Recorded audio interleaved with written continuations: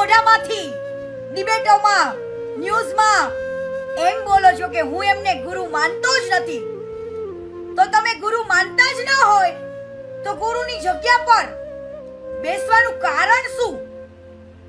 જો તમારી પાસે ગુરુ જ્ઞાન જ ના હોય ને તો તમારા ભગવો પણ શું કામનો? કેમ કે તમારા રેકોર્ડિંગ સાંભળેલા છે કે ગુરુને પણ તમે એવા તમારી અભદ્ર ભાષામાં વાત કરો છો. તમે એમ કહો છો કે બધા કપડા મારા ડ્રાઈવરની ધર્મપત્નીના છે. તમારા ડ્રાઈવરની ધર્મપત્ની છે ને, હે, એવા 3 આવી જાય ને ધર્મપત્ની એટલી પતલી છે, બરાબર? અને એ કપડા ધોયા વગરના છે, ગંદાતા છે. તમે ધારો ને તો લેબોરેટરીને એફએસએલ કરાવી શકો છો, અને જ્યારે લેબોરેટરીને એફએસએલ કરાવો ને ત્યારે કીર્તિ પટેલ હાજર બેસશે, અને જો ખોટું નીકળે ને તો તમારી તલવારને મારી ગરદન કાપી નાખવાની. ઓ ભાઈ, છેલ્લા દિવસોથી ભારતીય આશ્રમને લઈને જે વિવાદ ચાલી રહ્યો છે, એ વિવાદમાં આજે સવારે કીર્તિ પટેલે એક વિડીયો જારી કર્યો હતો કે જેમાં એ રૂમમાં જઈને લાઈવ રેડ પાડી રહ્યા હતા અને રૂમમાં ઘણી બધી વસ્તુઓ મળી આવી હતી. અને ત્યારબાદ કીર્તિ પટેલે ઘણા ઘટસ્ફોટ કર્યા છે, ઘણા ખુલાસા કર્યા છે, અને એટલું જ નહીં, એનો રોષ પણ એમાં જોવા મળ્યો છે. શું કહ્યું એમણે આ વિડીયોમાં, જાણીએ.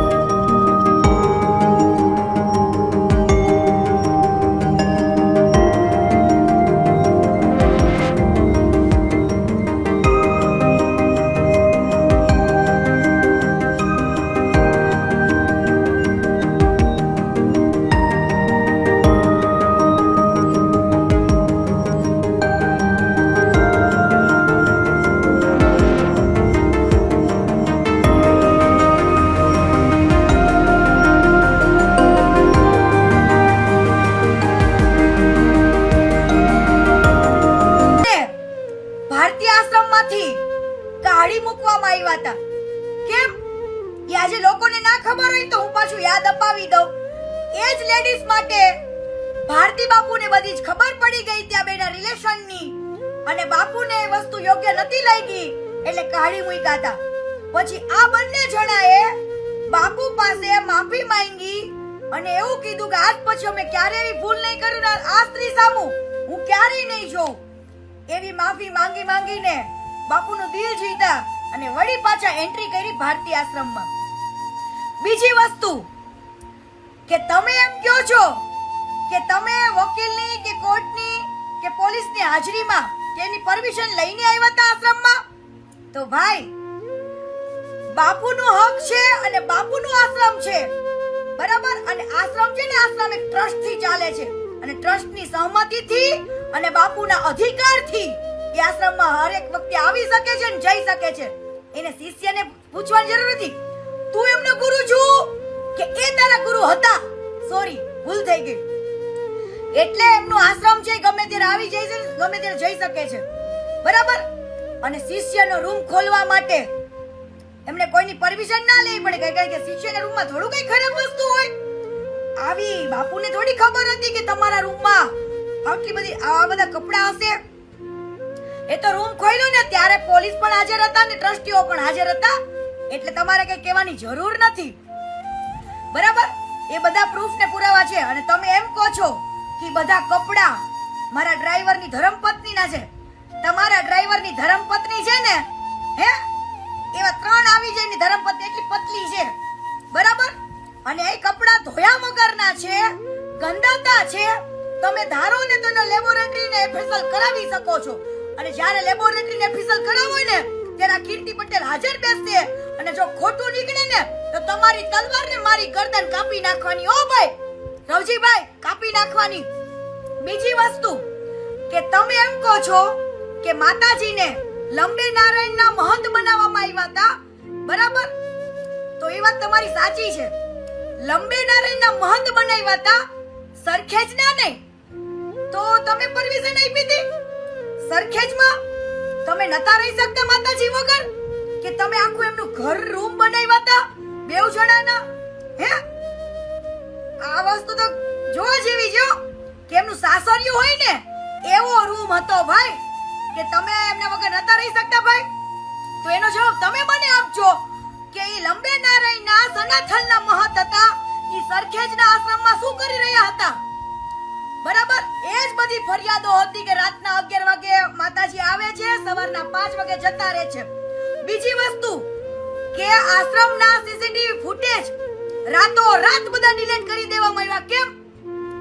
તમારું પ્રકરણ સામે આવી જાત. પણ એની જરૂર નથી.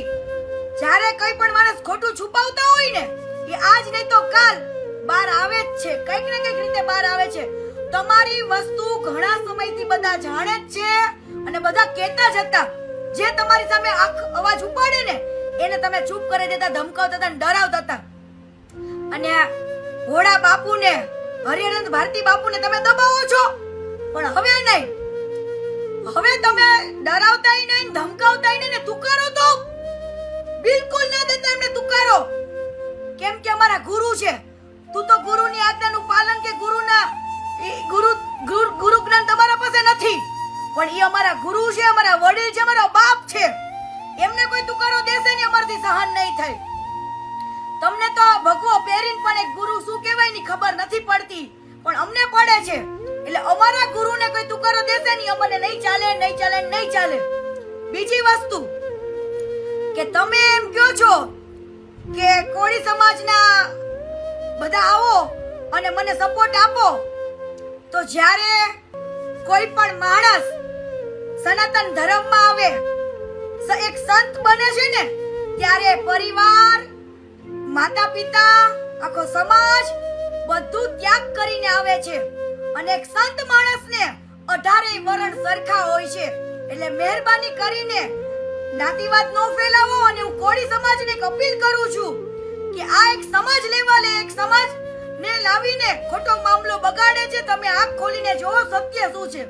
બાપુને કોઈ જ વાંધો નતો, કોઈ જેવી તકલીફ નથી, અને બાપુને કોઈ જેવો લોભ નથી કે એમને એવી પ્રોપર્ટીની પૈડી હોય.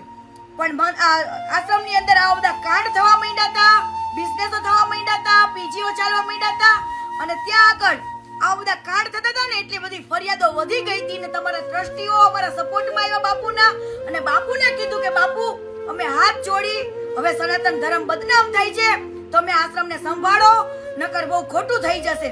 એટલા માટે બાપુને આવવું પડ્યું ભાઈ. બાકી બાપુને પણ શોખ નતો કે અહીંયા આવે. કેમ કે જે તમે પણ ઘણીવાર બાપુને ચૂપ કરાવવા માટે બાપુ પર ખોટા આક્ષેપો નાખ્યા, ના કહેવાનું કીધું, પણ હવે સાંભળવામાં નહીં આવે.